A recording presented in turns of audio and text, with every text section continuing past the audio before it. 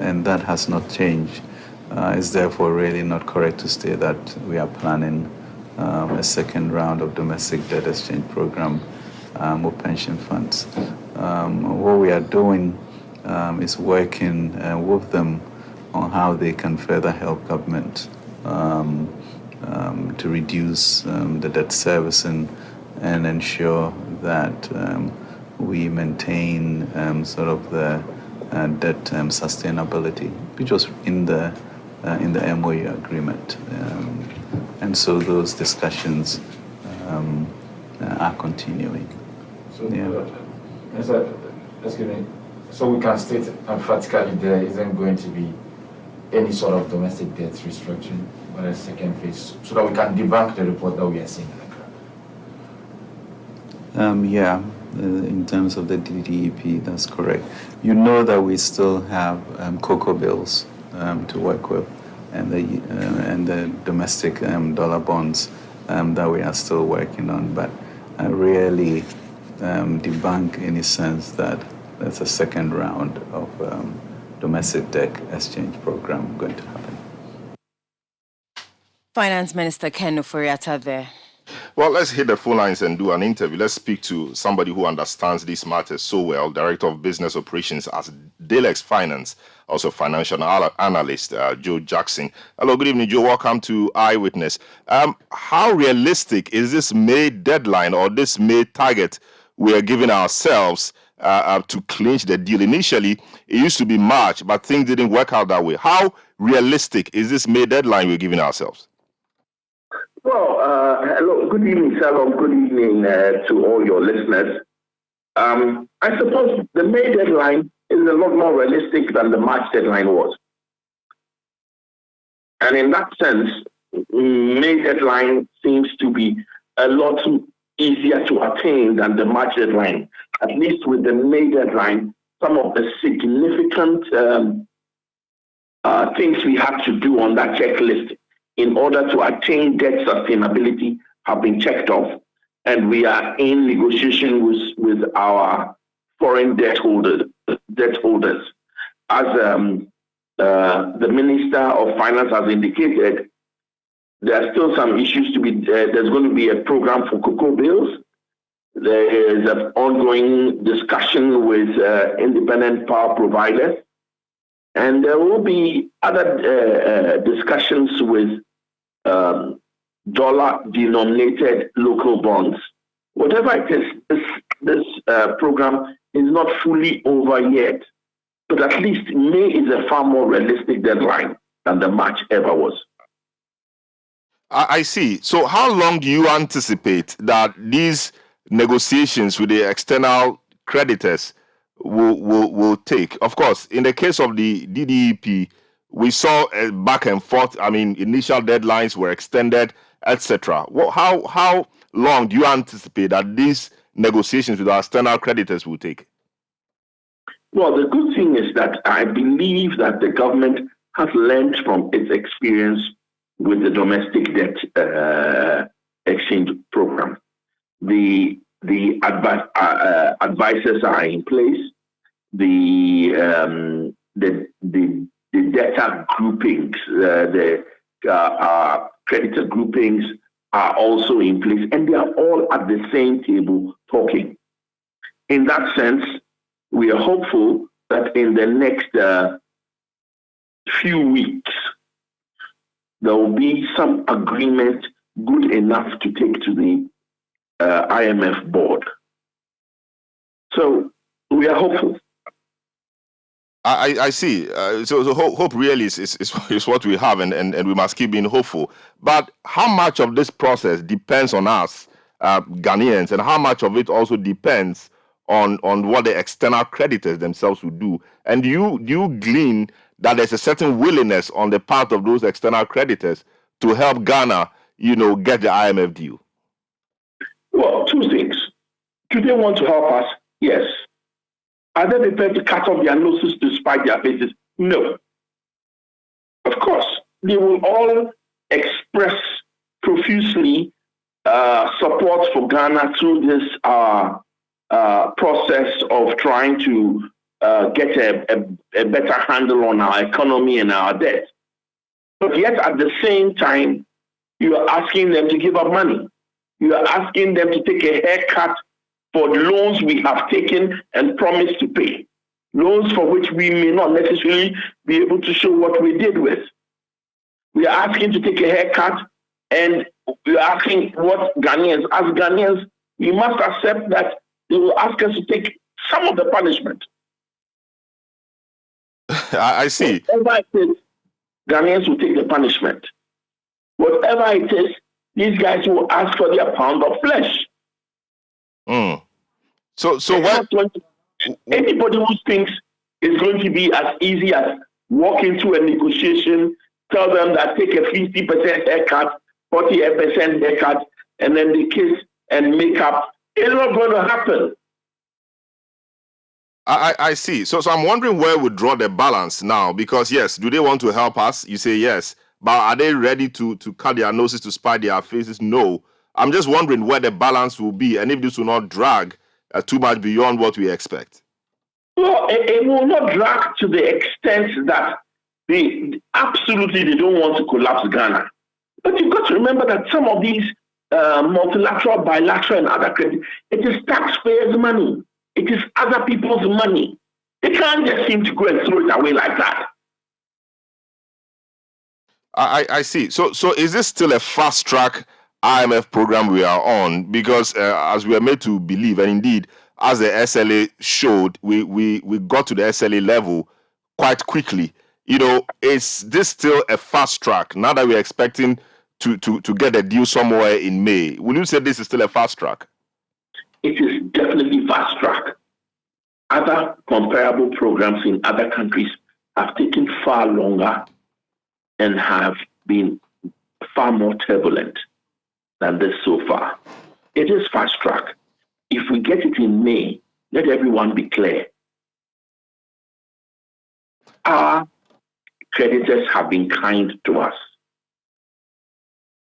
I see. So there's another matter that came up, and Ken Ofori-Atta says that it was a misunderstanding. The deal about another round of debt restructuring involving the pension funds, and these days in Ghana, you are careful about what to dismiss and what really to believe. What's your thinking? The minister says that government is only working with the pension funds to help with domestic debt service, but not undertaking another debt exchange program. I mean, can you unpack that for us? You notice I'm smiling and laughing. I see that. Listen, if I owe and I cannot pay, and I come to you to help me, the only way you're going to help me is either stretch the period over which I'm going to pay you back, or reduce the amount that I'm going to pay you back. Any which way, I can't help you without taking on some amount of pain. That the pension funds are going to be asked to help the government is neither here nor there. Ultimately, they will have to help by either taking lower interest payments or stretching it out a bit more. With cocoa bonds, there are already problems as we speak. If you're a corporate holder of cocoa bonds, you're rolling it over without your permission. So we have another debt exchange program, not in the same format as the first one, but there are efforts still ongoing to help us reach debt sustainability, which may involve more pain for certain groupings and certain sections of our society. I will say yes. So let's not call it another exchange program if the powers that be say we shouldn't call it like that. But let us all be clear that we haven't reached debt sustainability yet. If we had, we would have had our program signed. And reaching debt sustainability will involve continuous negotiation with foreign debtors and with local debtors on different categories of our debt. Mm-hmm. All debt is debt. I see. Thank you so much, Joe Jackson. Thanks so much for speaking to us. Joe Jackson is a financial analyst and director of operations at Delex Finance. Eyewitness News on 97.3 Citi FM. We'll take a short break, return, and look at what the U.S. has been saying about Ghana's human rights record. Don't go away. Eyewitness News. Be there as it happens. You know, Papa see that? And it's rickety car. Hey, Papa! Bobo, so how your engine now? It is half man, half amazing. Thanks to Quartz and you. Can feel better energy. Can't touch this. Actually, guys, so Sancho's engine just died like that. Yes, so somebody managed to convince him that there is a better engine oil than Quartz, and he switched. Sancho Panza. Now, which engine oil can be better than Quartz? No other, my guy. Quartz with its age-resistant technology, it keeps your engine younger for longer. Now you know. Have you guys seen the new bottle design? It's superb. Quartz 9000 from Total Energies there improves fuel efficiency. Why do you think Mr. Mane and Logoso have taken the Quartz Nation movement World Cup like that? Hey, sorry. Chema. Quartz. Keep your engine younger for longer. Yes, it's NASCO Small Appliances Flash Sales Promo. You stay in or get outside. Happy times with your family, picnics, and more. Get go with the iconic NASCO Small Appliances. Your NASCO kettle, 99 Ghana cedis. Blenders, 279. NASCO coffee maker is going for 139 Ghana cedis. Portable dry iron, 99 Ghana. Portable water boiler, 129 Ghana cedis. Standing fan, 299. High quality popcorn maker, 259 Ghana cedis. You can take these anywhere as a joyous festive season awaits Ramadan and Easter. Blenders sandwich maker. Yes, it is love from NASCO. And for those who want to stay indoors this season, go for your NASCO TV, AC, fridges, washing machines, and more. The iconic NASCO Small Appliances will take you everywhere. Call 024-243-9437. Let your voice be heard on Eyewitness News on Facebook at facebook.com/Citi97.3, Twitter at twitter.com/Citi973, and Instagram at instagram.com/Citi973 with the hashtag Eyewitness News.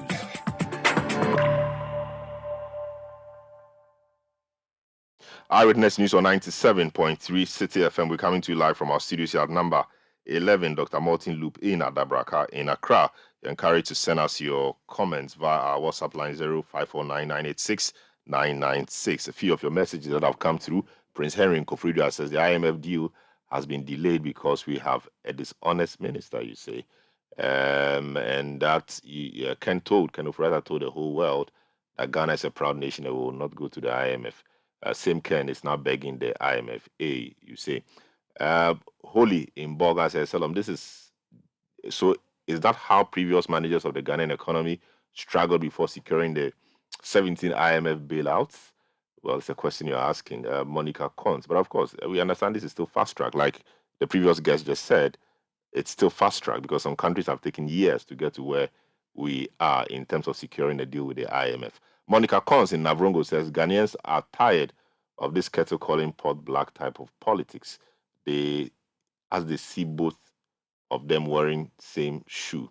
General Ortega says, the finance minister must understand that we are caught in the web of global politics of communists and capitalists. China wants to engage on their own terms on the restructuring. We should stop giving false hope and look inward to do the right thing. The government is a failure. God help us. Eno gives us the rest of them. Kweku in La Paz says, a resource-rich country like Ghana cannot raise a paltry sum of $3 billion. It is a shame NPP don't have the men. Gastiman in Berkum says, I believe we will succeed in this IMF deal. These experts must stop this fear and panic comments. All right, so some more messages here. Lottie Jones tweets at me and says, people who celebrated and had a kinky party who said they will never go to IMF are now crying and begging for money from the IMF. This is punishment. So relax, Mr. Minister. Well, Eno has some more stories for us. Ghana has been cited for human rights abuses, including extrajudicial killings. This was contained in the Ghana 2022 Human Rights Report released by the U.S. State Department. Although the report lauds the government's efforts, it says impunity remains a barrier to human rights. There's more in the following report. The annual country report on human rights practices covers internationally recognized individuals' civil, political, and worker rights as set forth in the Universal Declaration of Human Rights and other international agreements. The U.S. Department of State submits reports on all countries receiving assistance and all United Nations member states to the U.S. Congress. For about 50 years, the country reports on human rights practices have served as a vital resource for various stakeholders that work to promote respect for human rights and accountability for injustice. The State Department's report for 2022 cites Ghana for some human rights infractions. The 28-page report cites Ghana's government for arbitrary killings, citing an incident in February 2022 where police chased a man suspected of a traffic violation into a traditional chief's palace in Yende in the northern region and opened fire, killing another man and injuring 8 others with stray bullets. The police announced the suspension with reduced pay of the 6 officers involved, but the police is yet to release the results of an internal investigation. Another incident cited as arbitrary deprivation of life was during the 2020 election period where 8 killings were reported, with at least 2 killed by the National Election Security Task Force, composed of military and police units, and at least 2 deaths from civilian violence. Investigations into these deaths remain pending with little progress. Here is human rights lawyer and member of parliament for Medina, Francis Xavier Sosu, sharing some thoughts on the report. We probably must all join the agenda to call for an independent police commission that will be investigating the Ghana Police Service for their excesses, because allowing the police to investigate themselves is really part of the reasons why we are where we are. Because if you look at, for example, the West Hill Small issue that we're talking about, I was heavily involved in that, and as we speak now, still involved, trying to seek justice for this young man that was killed for no apparent reason, and at the glare of police officers who were supposed to rather protect this life. But here we are. The police officers are involved in processes that led to killing of someone, and yet the police has refused to investigate. The IGP has refused to investigate. We have dragged the IGP before the Committee of Parliament, and the Committee of Parliament is investigating it, Shraj is investigating, but I think that these institutions over the years have not really held the police accountable as they should. But when we have an independent police commission whose legal duty would be to investigate, prosecute, and probably make public what they do with police excesses and what police do wrong, I am very confident that it would improve policing in Ghana. On respect for civil liberties, the 2022 Human Rights Report cites February 11 arrest of Oliver Barker-Vormawor, an activist critical of the government, in response to a series of Facebook posts. After initially charging him with misdemeanor charges of making false statements, police upgraded the charges to felony treason and held him in prison for 35 days before a judge released him on bail. Also in February in Takrade, 5 or more police in plain clothes attacked a producer with a privately owned broadcaster, Connect FM, after he photographed the officers while they sat in a restaurant with their guns displayed and holding men in handcuffs. The report also focuses on Ghana's handling of sexual orientation and gender identity. The report cites the country for the criminalization of sexual intercourse with persons of same sex, with police using the law to harass the LGBTQ+ community. It cites an example in Cape Coast where police detained 2 lesbian community members at a house that had served as a gathering for the LGBTQ+ community members. The landlord subsequently terminated the lease, specifically citing their opposition to the LGBTQ+ community. The 2022 Ghana Human Rights Report acknowledges that the government took some steps to address corruption and human rights abuses by officials, whether in the security forces or elsewhere in the government, but says impunity remains a problem. That was a news desk report put together by City News' Charles Owusukumi. Meanwhile, former President John Dramani Mahama has described the report as damning for the country. Speaking to NDC delegates in Ponkatamanso at the beginning of his Greater Accra regional campaign tour, John Mahama says an NDC government will change the trend. So we're going to come and make things better. Recently, the U.S. Human Rights Report has come out, and it makes very bad reading. Human rights abuses, corruption, torture, so many things, discrimination, everything. Go and read that report. And that is why I said when we come into office, we will pursue the constitutional review so that we tighten the Constitution to ensure that it guarantees our freedoms and rights and make things better. We will set up a Governance Advisory Council, and that Governance Advisory Council would include civil society organizations, religious leaders, chiefs, and ordinary grassroots people. And every year, that council will release a report on the state of human rights, corruption, and everything in Ghana. It will release a report on our governance to see whether it's on the right track with regards to issues of governance, with regards to corruption, with regards to media freedom, with regards to human rights and freedoms, with regards to torture, crime, and so on and so forth. Former President John Dramani Mahama. Eyewitness News on 97.3 Citi FM. And just to help you appreciate some of the things we have in this U.S. Recently released U.S. State Department report on human rights and corruption and other activities in Ghana. Part of it says respect for integrity of the person, arbitrary deprivation of life and other unlawful or politically motivated killings. There are a few reports, it says, that the government or its agents committed arbitrary or unlawful killings. Officers charged with investigating security force killings include the Special Investigations Branch of the Ghana Armed Forces and the Police Professional Standards Bureau. In February, it says police chased a man suspected of traffic violation into a traditional chief's palace in Yendi, Northern Region, and opened fire, killing another man and injuring 8 others with stray bullets. In the immediate aftermath, the police announced a suspension with reduced pay of the 6 officers involved, but as of November, police had not released the results of an internal investigation. It also goes ahead to say that on the 24th of April, police in Nkranza in the Bono East region arrested Albert Donko and brought him to the local police station, alleging he was involved in a series of armed robberies. Donko died while in police custody hours later. In a departure from typical practice, police did not announce an operation or arrest did not announce an operation or arrest had taken place until more than 3 weeks later. It continues to say that protests erupted on May 18 in response to news of the death, with youth blocking roads and destroying property, including the police station.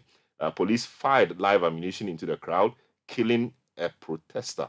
As of November, police had not concluded an internal investigation into both deaths. It also says that during the 2020 election period, authorities, media, and observers reported as many as 8 killings, with at least 2 killed by the National Election Security Task Force, composed of military and police units, and at least 2 deaths from civilian violence. Investigations into these deaths remained pending, with little progress 2 years after the incidents.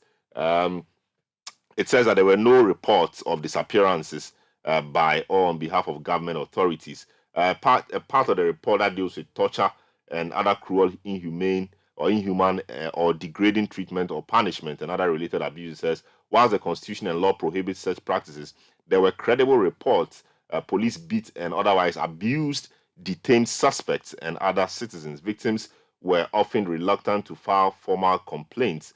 Police generally denied allegations or claimed the level of force used was justified.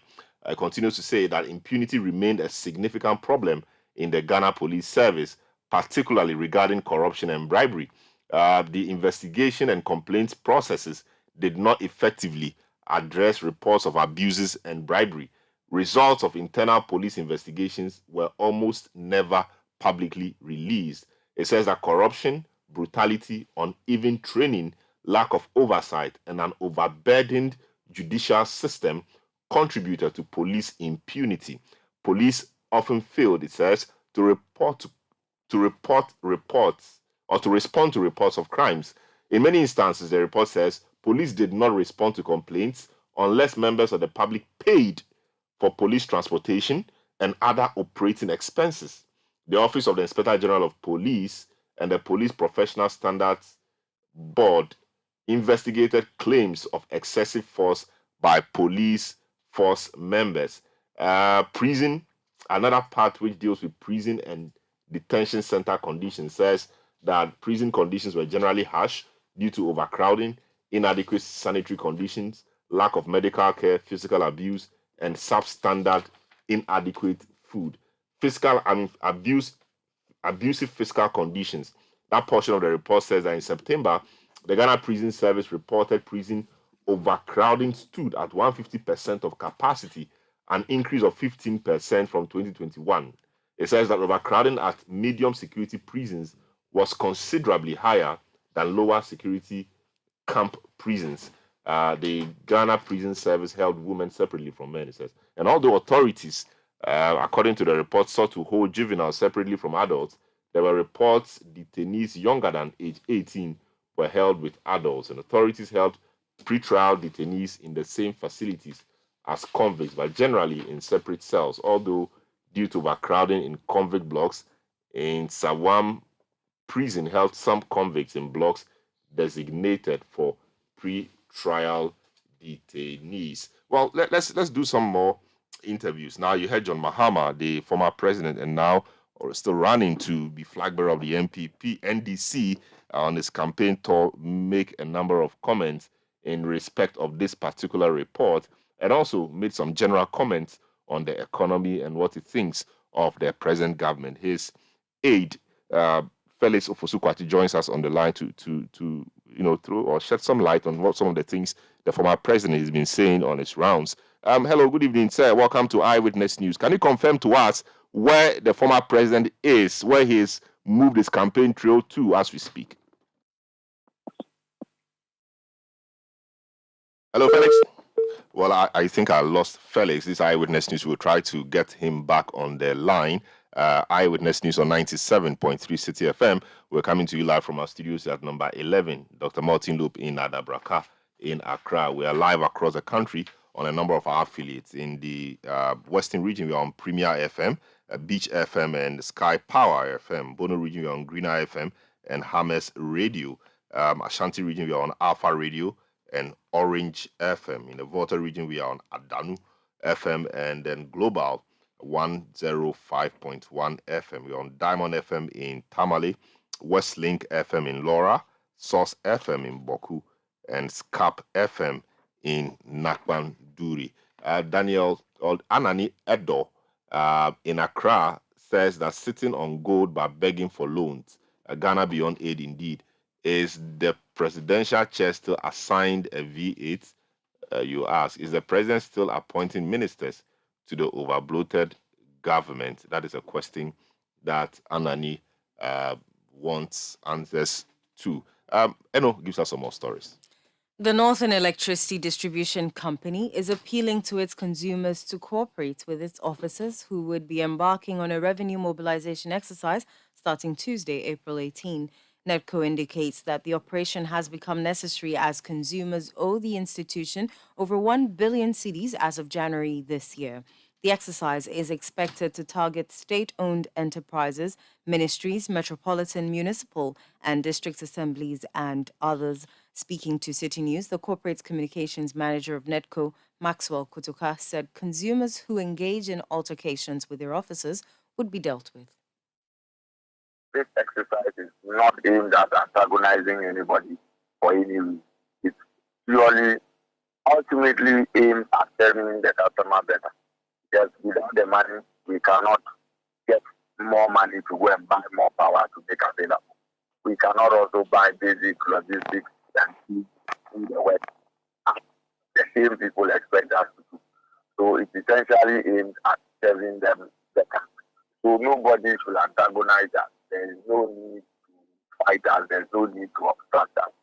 It is purely money we are coming to collect. And if you watch carefully, you will notice that we are not even calling it disconnection. It's a revenue mobilization. All we want is to collect the money owed us.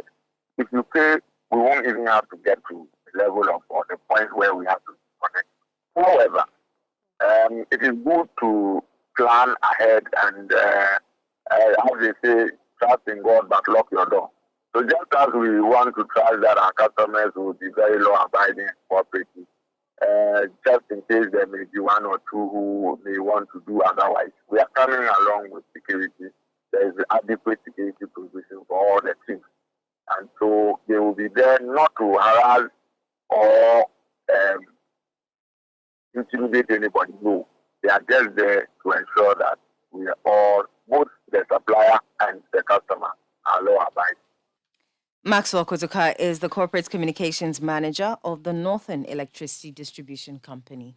Well, let's move on and deal with one of our headline stories, the by-election in Kumawu, and then 8 prospective persons, and not 6, 8 prospective aspirants seeking to lead a new patriotic party ahead of the by-election at Kumawu in the Ashanti region have successfully filed their nominations. The Speaker of Parliament, Alban Babin, declared the Kumawu parliamentary seat vacant following the demise of the MP Philip Basoa.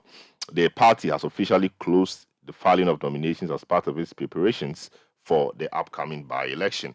It was a day filled with fun activities as supporters followed their preferred prospective aspirants to the Kumawu constituency office of the new patriotic party to file their nomination. National First Vice Chairman of the MPP, Dankwa Smith, spoke to journalists after the party officially ended the filing of nominations. I received 8 nomination forms.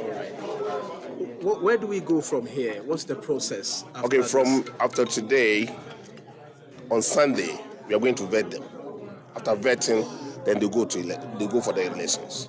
And would you say the process has been successful? Very, very successful. What is the message to delegates and the people? Oh, as for the delegates, I will tell them that they should look for somebody who can win the seat for us. Because we are going to contest with the NDC, CPP, and maybe independent candidate or something. I don't know. But the time will tell. Political watchers say we have too many of these aspirants. What will be your response to such critics? Oh, I don't think there are too many. I don't think so. From your own free will, you can come and contest. Somebody may test waters. Somebody is serious for the job.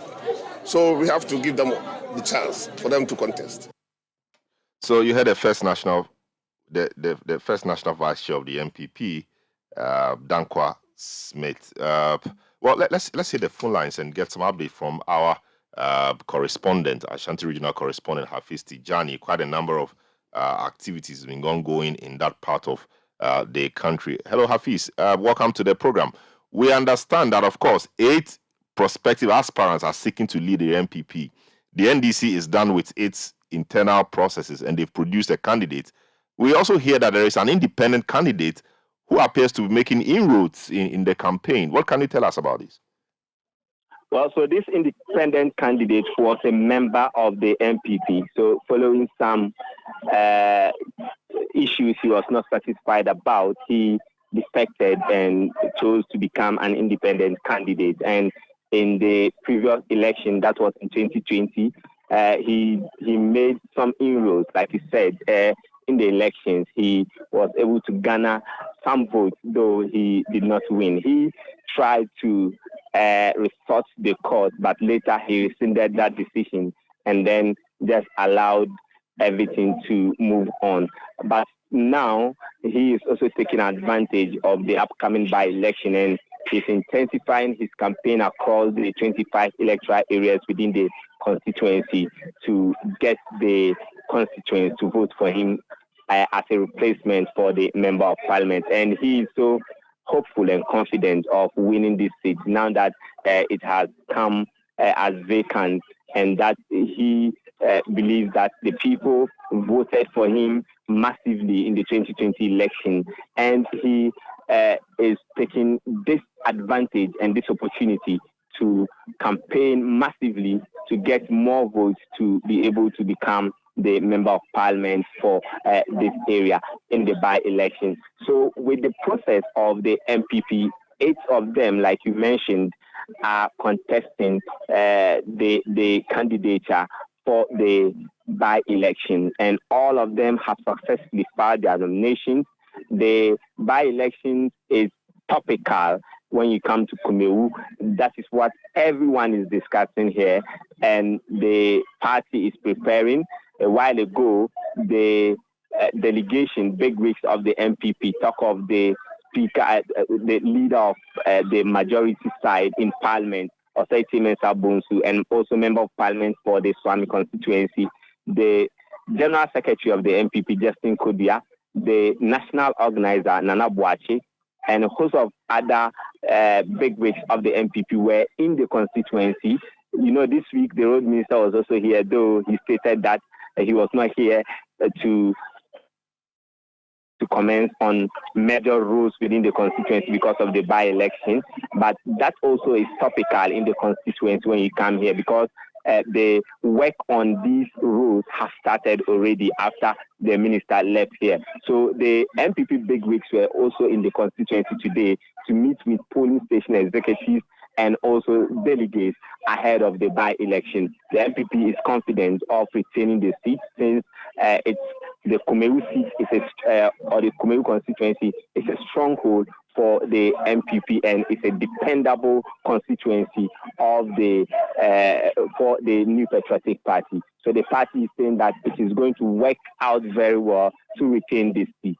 Yes, given that it's a very stronghold to for the MPP. For example, in the last election, the MPP in the presidential made some 80.69% as against the NDC's 18%. I'm wondering why all these top party executive and bigwigs are frequenting the area. The roads minister you mentioned, the majority leader, of course, that's his region, but the majority leader, the general secretary, that's his region as well. But I'm wondering why they are putting everything on the table, given that it's a very, very safe seat for them.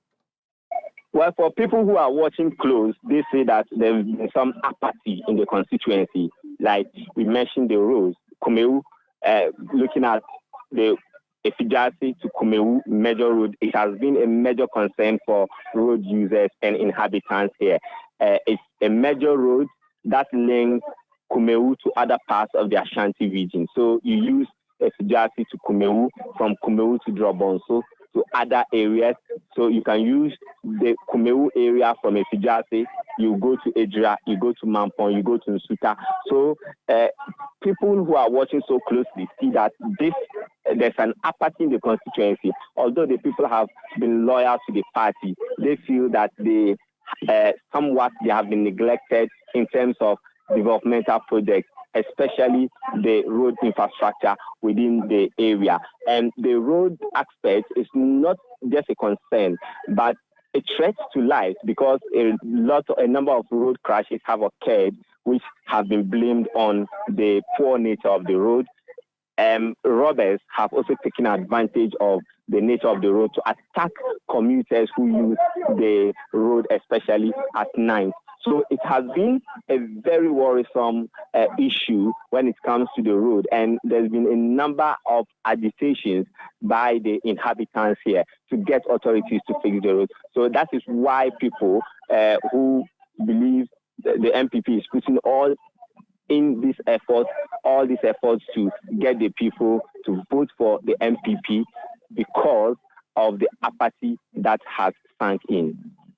Very well. Thanks so much, Hafiz Tijani. Keep your eyes on the Kumawu constituency. We'll be coming back to you some other time for updates on what's going on there. Thanks so much, Hafiz Tijani, our Ashanti regional correspondent, for bringing us those updates. Eyewitness News on 97.3 Citi FM. We'll take a short break, return with more. Eyewitness News. Be there as it happens. You know, Papa, see that? And it's rickety car. Hey, Papa! Papa! Oh, Bobo, so how be your engine now? It is half man, half amazing. Thanks to Quartz and you can feel better energy. Can't touch this. Actually, guys, so Sancho's engine just died like that? Yes, so somebody managed to convince him that there is a better engine oil than Quartz, and he switched.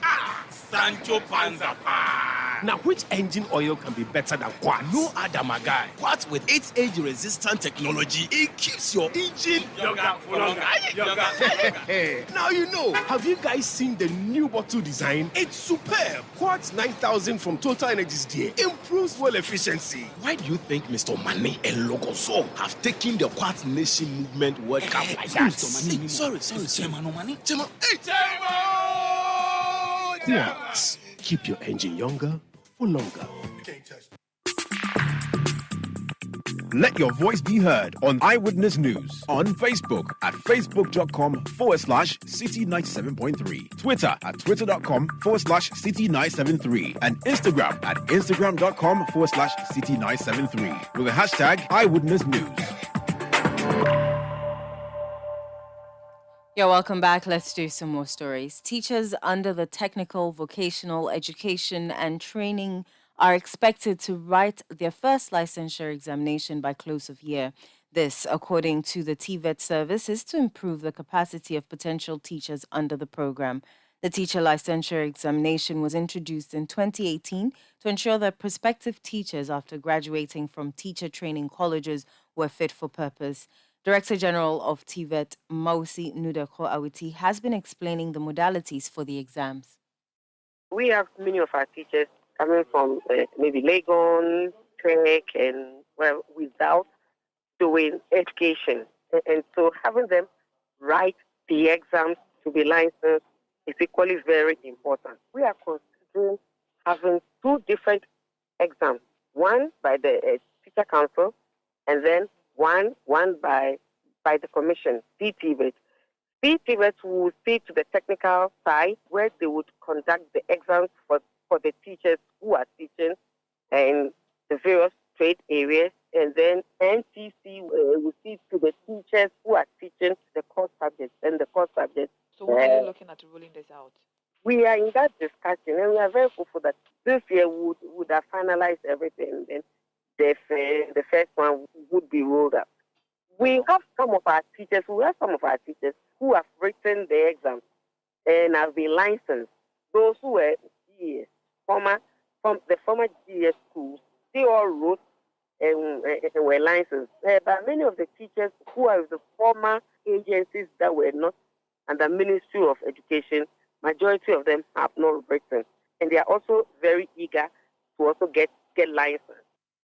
Mausi Nudeko Awiti is the Director General for the Commission of Technical Vocational Education and Training.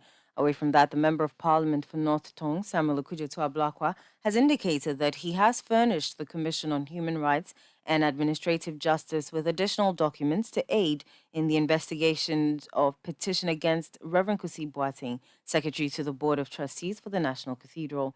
According to him, Shraj formally wrote to him indicating their willingness to continue with the investigations into the alleged conflict of interest. Samuel Okujeto-Ablakwa, in a Facebook post, also indicated that the final determination of a contempt case brought against him by Reverend Kusi Boateng will be heard by the High Court on May 5, 2023. The Greater Accra Regional Minister, Henry Quartey, has urged metropolitan, municipal and district assemblies in the capital to adopt practical steps in ensuring development in Accra. The minister bemoaned the challenges confronting the city, such as congestion, sanitation, and encroachment persist despite the numerous workshops organized by the various MMDAs. Speaking at the Accra City Study Uptake Workshop organized by the Ministry of Local Government and Rural Development, Henry Quartey said MMDAs must put their recommendations to work to help transform the city. And people who transport here to Accra, for all of us back, because they don't do so, the food prices will go up. They are parked over 80 trucks at the flanks of Adonoo where are clear, simply because they have no place to park. Is there a market for them to actually do bulk breaking? No, there isn't. Are they doing bulk breaking in a very good environment? enabling enough? No, there isn't. What are we doing about this? There are people who are migrating from all over because of the economic challenges that they face in their local areas. These meetings, with the greatest of respect, must now begin to address challenges in this part of the world. We are here. Every week, there are conferences and workshops. And when they finish, everybody carries a bag. Kachi Papa, Asia. And then I have somebody selling ice water by the roadside. Scrap this. Indeed, what they are doing is good for us. Have we found a way to regulate the process by which these boys go around picking scraps? No, we haven't. So I really implore you to begin to look at that. I think that you have a Agogo here, which I've tried to restrict from moving around in the crowd. Have you done a research to say that, okay, it's not everybody with the greatest of respect who can come and sit here. The Agogo here, rather, is equally important in this country because they help the economy in diverse ways. What measures can we put in place to regulate those ones in the informal sector who wants to ride Agogo here? What do we do for them? For you to move away from research what we've done, let's go to the ground practically and get it done. You heard the Greater Accra Regional Minister, Henry Korte. Eyewitness News on 97.3 Citi FM. It's time for City Business News, and Michael Obodu is in the studio. He joins us after this break. Eyewitness News. Be there as it happens. Get the details. Every significant financial transaction, every market movement, and all the policies that affect your business. City Business News. Be informed. Time now for City Business News on Eyewitness News, powered by citybusinessnews.com. My name is Michael Obodu. Let's settle for the details now. Aker Energy Ghana Limited has just submitted a plan of development to the Ghanaian authorities for the Deepwater Tunnel Cape 3 Point block offshore Ghana. This, the company says, was a huge milestone for it and its partners. The plan would form the basis for the development of the Pecan field, the largest discovery in the contract area. It was presented to the Minister of Energy, Matthew Poku Prempeh, at the Ministry of Energy in Accra earlier today. The plan presented an overall phased development and production of resources in the Deepwater Tunnel Cape 3 Point contract area, starting with the development of the Pecan field as a firm phase 1. The Pecan field was located in ultra-deep waters at about 115 kilometers offshore and will be developed with a floating production, storage and offloading vessel and a subsea production system. Now, away from that, the Institute for Energy Security, IES, is projecting petrol prices could go up by about 8% in the next pricing window of the month. Diesel and LPG prices, on the other hand, are likely to fall by about 5 to 9%. This breaks the 3 consecutive reductions in the price of petrol over the last couple of months. Research analyst with the Institute, Yakubu Adam, has been explaining what accounted for the forecast. Yeah, so over the next 2 weeks, prices of petroleum products are expected to have some slight changes, with the price of gasoline going up by almost 8%, whereas the price of LPG and that of gas oil are expected to drop between 5 and 9% on the domestic market. This has been influenced largely by activities of both domestic performance of the Ghanaian currency and that of international price of petroleum products. Over the last 2 weeks, the Ghana cedi made significant recoveries against the US dollar by gaining some 8.4% of its price to close the window at around 11 cedis, 55 pesos, against an earlier trading position of 12 cedis, 61 pesos. The price of gasoline, as monitored by S&P platforms, has also seen some significant increase from a $772.75 per metric. Yakubu Adam is a research analyst with the Institute for Energy Security, IUS. Now, the Acting Registrar General, Grace Ama Isahaku, has underscored the importance for businesses, particularly small and medium-sized enterprises, to understand the value of intellectual property protection and to take the necessary steps to acquire it. By securing intellectual property rights, businesses can protect their ideas and innovations from being copied or stolen by competitors, and they can use their exclusive rights to their creations to generate revenue and to gain a competitive advantage in the market.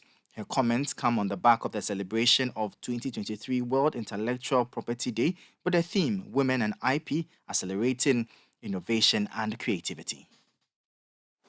We have women scientists and women researchers in our various institutions developing better technologies that work for all of us.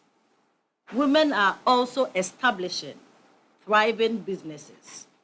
However, in many cases, many women or SMEs do not know about intellectual property rights. They do not know about the IP assets that their businesses have. And they do not think that intellectual property has anything to do with their businesses or their business commercialization. Others also think that intellectual property is expensive. Hence, they do not have an IP strategy for all their businesses. That was Acting Registrar General Grace Ama Isahaku. Now, a finance lecturer at the University of Ghana Business School, Professor Godfred Bobkin, has stated that Ghana can receive the $3 billion bailout it is expecting from the International Monetary Fund in May. This comes on the back of the Finance Minister, Ken Ofori-Atta's, and the Managing Director of the IMF, Kestelina Georgieva's optimism that Ghana is likely to get the IMF board approval by the close of May 2023. Professor Bobkin, however, notes that what the country needs urgently is a firm assurance from its partners that they will commit to close the country's funding gap to support its application for the IMF program. I think that May is quite possible.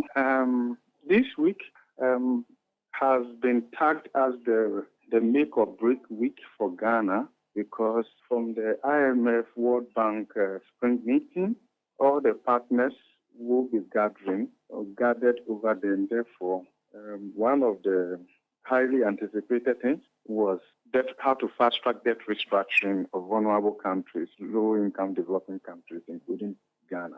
And even before the spring meeting, per our own estimate and the little insight that we have, we were looking at middle of May to the end of May. So there is some level of consensus around May as the optimal time that we could get a program. What that means is that the roadmap is that the Paris Club creditors have formed a partial committee. They are hoping that China will join. We are also going to commence restructuring of external commercial, but we may not be able to finish that restructuring before April ending. So what the country needs and what the IMF needs from Ghana's partners, bilateral and multilateral, is an assurance that they will commit to close the funding gap, either in the form of debt relief or fresh funding. The expectation is that this will be produced by the end of April. Professor Godfred Bobkin is a finance lecturer at the University of Ghana Business School. Now, the Minister of Finance, Ken Ofori-Atta, has dismissed media reports suggesting that government intends to roll out a second phase of the domestic debt exchange program in the coming days. He maintains that government is committed to the MOU it signed with the individual bondholders and the pensioner bondholders on the 22nd of December 2022. Ghana secured a staff-level agreement for the $3 billion request in December last year, but efforts to move to the final lap have dragged as bilateral creditors haggle over the terms of the debt restructuring exercise. Mr. Ofori-Atta, however, added that Ghana is still in talks with its external creditors to return the country's debt to sustainable levels. Really, no. There's just nothing like that.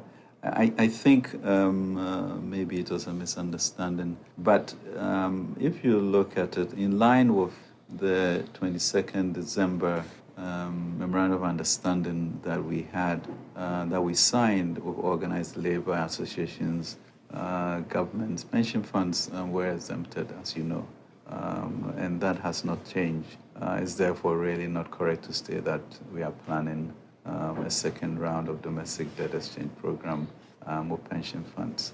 What we are doing is working with them on how they can further help government to reduce the debt servicing and ensure that we maintain sort of the debt sustainability, which was in the MOU agreement. And so those discussions are continuing. I really debunk any sense that there's a second round of domestic debt exchange program going to happen. Finance Minister Ken Ofori-Atta there. Now, the governor of the central bank, Dr. Ernest Addison, has disclosed that the central bank is providing regulation reliefs to banks who were affected by the domestic debt exchange program. The government embarked on the program to help bring down the country's debt to sustainable levels and help revive the country's ailing economy. The banking sector was badly hit by the DDEP, and banks' exposure to the debt restructuring exercise is estimated to be well over 65 billion Ghana cedis. Speaking at the ongoing IMF World Bank Spring meeting in Washington, D.C., the governor of the Bank of Ghana, Dr. Ernest Addison, says the BOG is putting measures in place to reduce the impact of the DDEP on the banking sector.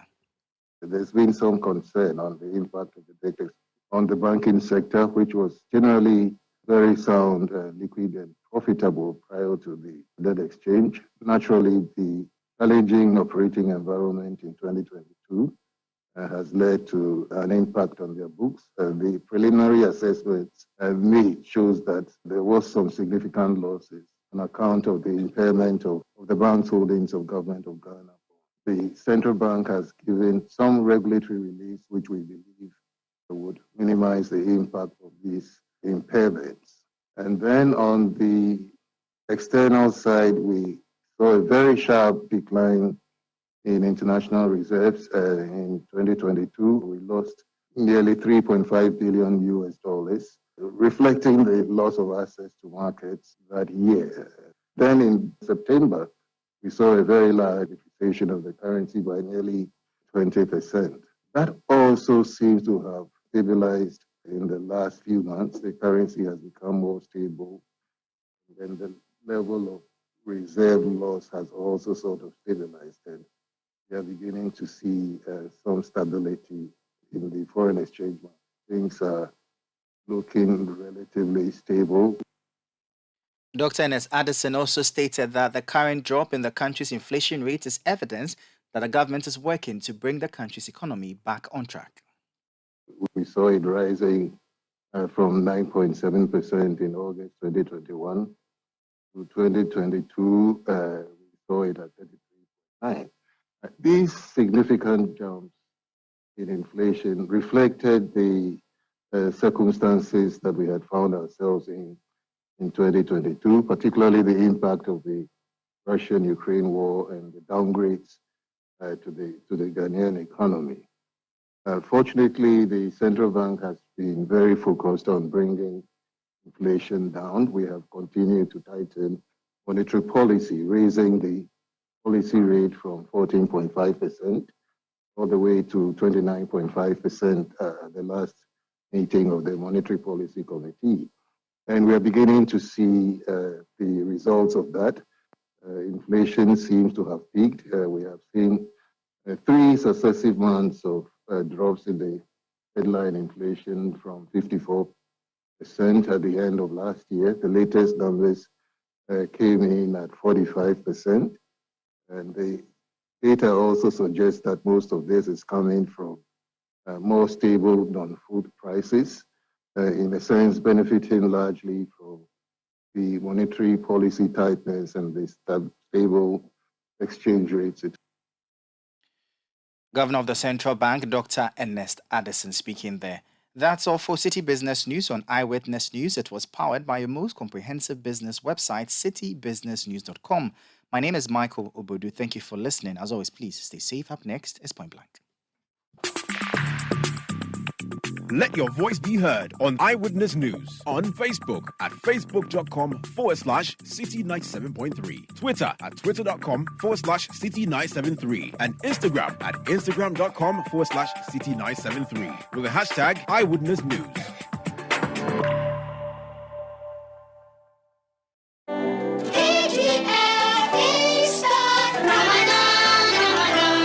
Haven't you heard? EGL's Ramadan Easter promotion. Dear customer, Assalamu alaikum. Ramadan Kareem. Electroland Ghana Limited is offering you quality products from Samsung, Toshiba, Nasco, and Media. Choose your choice. Media AC, Samsung AC, Nasco AC. Sell confusion at your bazaar. Ramadan Mubarak. With 229 Ghana cedis, get yourself a Nasco gas stove. Buy one, get one free. So stocks last. With 1,099 Ghana cedis, a Nasco television is yours. Grab your TV ranging from 32 inches, 40 inches to 98 inches. I tell you. Simply put it, all types of refrigerators and washing machines, microwaves and sound bars are available this Easter and Ramadan. Electroland Ghana Limited Easter promotion. Don't let this opportunity pass you by. Let your voice be heard on Eyewitness News on Facebook at facebook.com/City97.3, Twitter at twitter.com/City973, and Instagram at instagram.com/City973 with the hashtag Eyewitness News. Eyewitness News. Be there as it happens.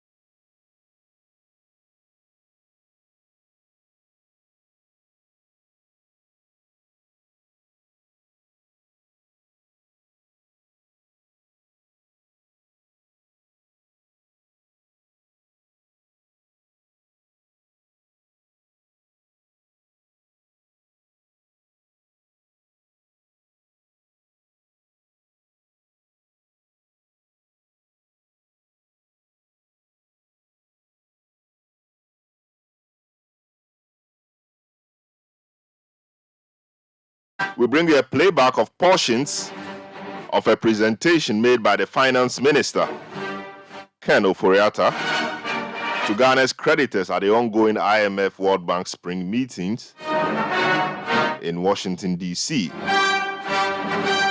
The presentation was part of Ghana's quest to seek the IMF's $3 billion balance of payment support. We should note that prior to this, from 2017, Ghana had grown at a 7% rate. Inflation did achieve single digits.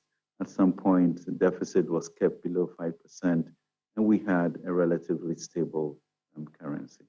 The government's ability to provide for essential services is becoming increasingly constrained.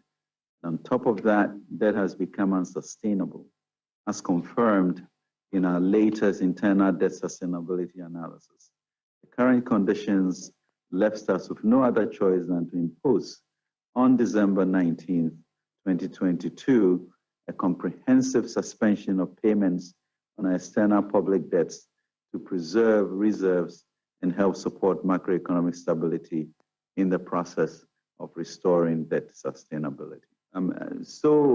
In this context, ladies and gentlemen, we requested financial assistance from the IMF July 1st, 2022, and we reached a staff level agreement on a funded program in December 2022 in record time with a commitment of government of Ghana.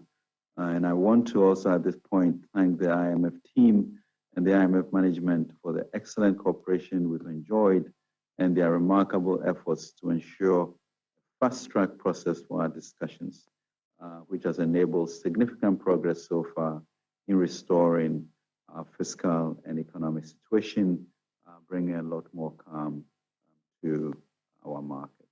So Ghana has enormous potential and a vibrant economy. The IFC sometimes describes it as the engine being very strong, and we are going through a temporary period of 1 or 2 flat tires, and those can be fixed. In actual fact, I was in China 3 weeks ago. The finance minister also reiterated that same sentiment, and that these issues are short-term because he believes that the country's economy is robust, and the medium and long term have great prospects.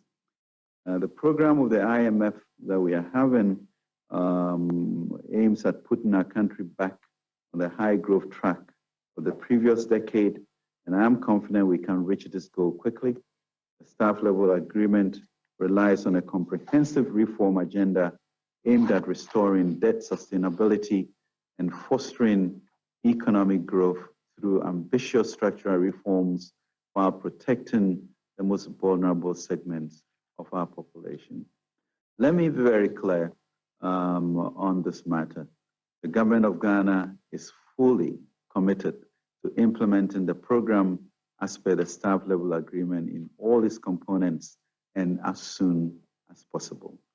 We believe this strong set of policies is necessary to restore sound and lasting growth and get back public debt to a sustainable path. Now, this is the reason we look forward to obtaining a board approval from the IMF as soon as possible. And this will also be in record time compared to experiences of sister countries like Chad, Zambia, Ethiopia, and others like Sri Lanka and Suriname. Our commitment is clear. Critical steps have already been taken to restore economic and fiscal sustainability. In particular, the 2023 budget enacted with a front loading of the fiscal consolidation program. Budget also laid out the principles of our multi-year fiscal consolidation effort, and it has been completed. A few days ago, by supplemental legislative provisions on additional fiscal revenues. This allows us to kickstart ambitious fiscal consolidation program.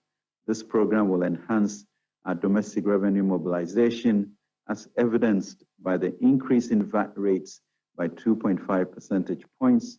Structural reforms have started to ensure long-lasting fiscal soundness, including notably related to expenditure commitment control. As you can see, we've also made some very difficult decisions, and electricity tariffs alone since August have gone up by 60% to ensure that we have a recovery of course. Continuing monetary policy tightening to bring down inflation is being pursued by the central bank, and a comprehensive set of structural reforms, as I mentioned, notably public expenditure reviews. So we look forward to continuing with our ambitious macroeconomic objectives. Firstly, Ghana is committed to an ambitious fiscal consolidation path of more than 5 percentage points of GDP based on enhanced revenue mobilization.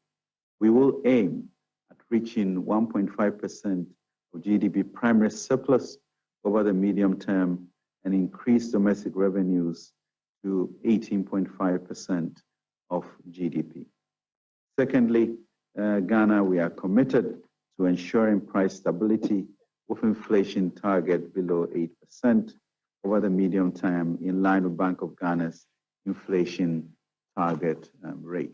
Thirdly, looking to restore external buffers is one of our key objectives of the economic program, and will target restoring critical levels for gross international reserves covering 3 months of imports by 2026.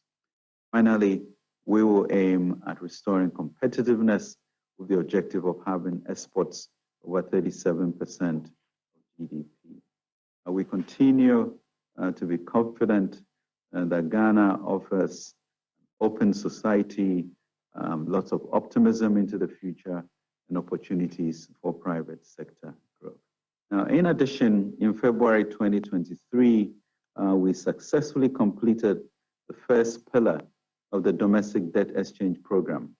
We came to the view, based on the debt sustainability analysis, that there was no alternative to a full domestic debt operation, even if we understood that there are specific risks associated with domestic debt restructuring, notably in terms of domestic financial stability. Through this successful operation, we managed to significantly alleviate the heavy burden created by a relatively large domestic borrowing on our national budget, as well as to contribute to bringing down our total indebtedness to sustainable levels. Average interest on the domestic debt went from 19.1% pre-restructuring to below 10%, and our average maturity was extended from 3.8 years to 8.2 years. Consequently, the domestic debt exchange program will yield debt service savings of some 38 billion over 2020. We present on this slide the snapshot of our domestic debt as at end 2022. The February 2023 DDEP covers 98 billion Ghana cedis of our domestic debt. We expect the rest of our debt instruments to be included in the perimeter of the domestic debt to be exchanged. Stock of treasury bills is excluded from the restructuring to preserve financial stability and ensure government funding. So our prime objective is to restore public debt sustainability and ensure a full financing of the program. Two key conditions for the IMF board to approve the program and proceed with a much needed financial disbursement under an extended credit facility. This will require, among other targets, bringing the ratio of the present value of our total public debt GDP to 55% by 2028, and bringing our external debt service to revenue ratio below 18% from 2028. This will also require securing enough financial assistance from our development partners to meet our gross financing needs over the period of the program. And this will be of paramount importance to ensure the IMF program is fully. Securing the necessary debt relief from our bilateral and commercial external creditors is a key step in that perspective. The total stock of external debt amounted to 30.5 billion. So far, we've structured the equivalent of 1.6 billion belonging to the non-resident holders of domestic debt. And we have 8.8 billion that are held by multilateral development banks and therefore are not being restructured. The remainder of the external debt amounting to 20 billion encompasses 14.6 billion of commercial debt and 5.4 billion of bilateral debt treated under the common framework. We are reaching out to all our external commercial creditors because you are an integral part of the solution to our current economic and financial crisis. We value the long-standing relationships we have with you and appreciate the continuous support you have provided to Ghana. We look forward to that relationship continuing. The effort now required from all our creditors to support our efforts to reach the debt sustainability targets set by the IMF and the World Bank are very substantial. We are very much aware of it and do not take this lightly. Our assessment, though, is that absent a restructuring of our external public debt, the present value of our total debt to GDP is largely above the 55% target set by the IMF and the World Bank. It was 89% in 2022. We cannot risk not getting a deal with the IMF if we are to ensure the future of our economy. So in terms of the debt indicators, external debt service to revenues indicator is also largely above the target in 2022, 28% instead of the 18% threshold that we do in to meet. Reaching the IMF, World Bank, LIC, DSF targets mostly hinges on fiscal efforts. Indeed, in a no policy change scenario, the present value of total debt to GDP indicator will be on an explosive trajectory and reach 109%. A significant fiscal effort to which we are committed to bring the ratios to 81%, but that will not be enough. Comprehensive domestic debt restructuring will further absorb 10% of GDP. With that, we remain 16% of GDP, still above the 55% target set by the IMF and the World Bank. The residual effort will have to be delivered by our bilateral and commercial creditors to ensure that our debt is back on a sustainable path, that the critical IMF financing is unlocked, and that the current economic crisis is resolved. We sincerely hope that a rapid resolution consistent with reaching the IMF, World Bank, LIC, DSF targets can be attained. We have made significant steps in all fronts, notably related to the domestic debt restructuring being way ahead. We now expect or look forward to the discussions with our international bondholders and other external commercial creditors to work towards a solution to attain the type of stability that will be required for us to create a better future for all of us. We do at this time expect IMF board approval in May at the latest and contemplate a rapid negotiation of a memorandum of understanding with our official creditors.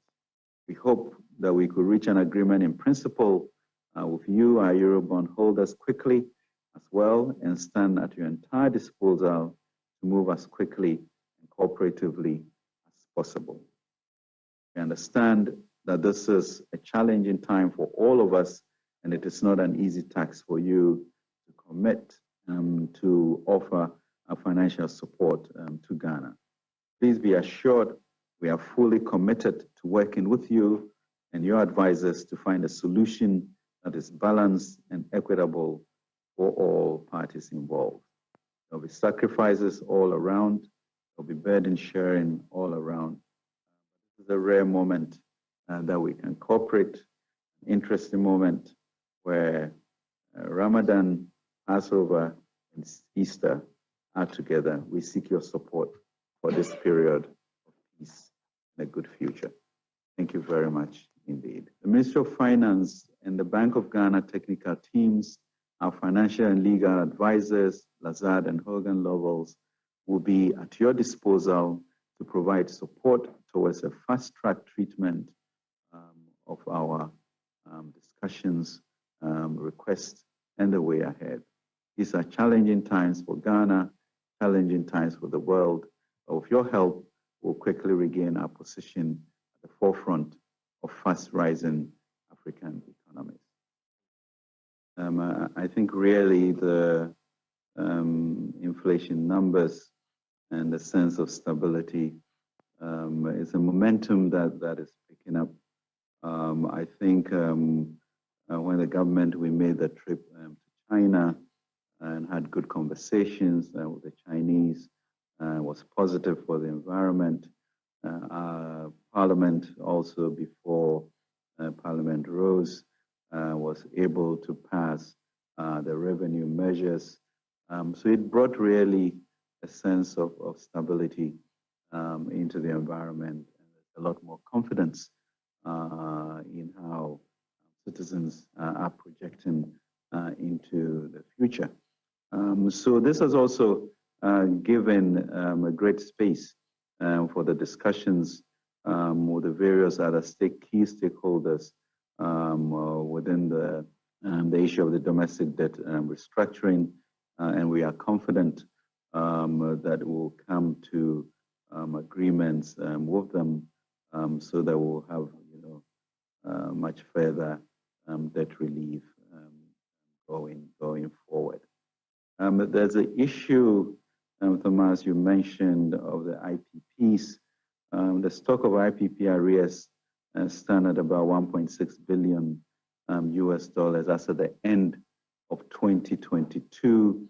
And this is mostly held by resident entities. As such, it is accounted in the DSA as domestic debt and therefore only impacts the present value of total public debt to GDP indicators.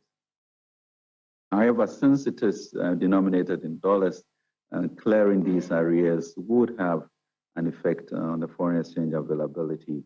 The government and the capacity to clear these arrears will be constrained by the balance of payments over short to medium term. But we continue to have discussions now programmed for discussions in the week of the 24th in Accra. But in the program, so various analysis were done by the Financial Council and also by the Central Bank of regards to stress tests, etc. And as Governor mentioned, we did support the banks in 2017-2018, about 25 billion Ghana cedis, and created the stability and profitability that they became used to. However, the debt exchange program put quite a bit of stress on them. And we have calculated that we may need a financial stability fund of about $1.5 billion for us to be able to ensure appropriate solvency and liquidity during this difficult period ahead of us. We have fortunately, the World Bank has fortunately agreed to support this fund with $250 million, $250 million US dollars, and government looking at the space we have, also committing about $500 million to that, bringing that to $750 million. This then we are speaking to a number of multilaterals and also our development partners for them to support the funding of the Ghana Financial Stability Fund, so we can ensure that there are no solvency issues and that in the event of liquidity events, we'll have the resources to.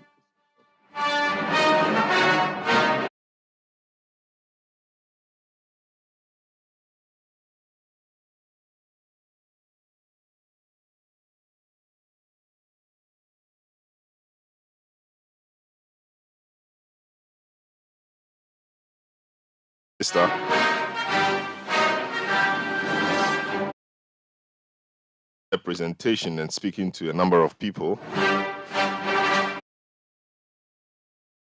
This quest to seek the IMF's $3 billion balance of payment support. Show for tonight. Show has been produced by Nana Kobna Welsing and Beverly London. Head Safo.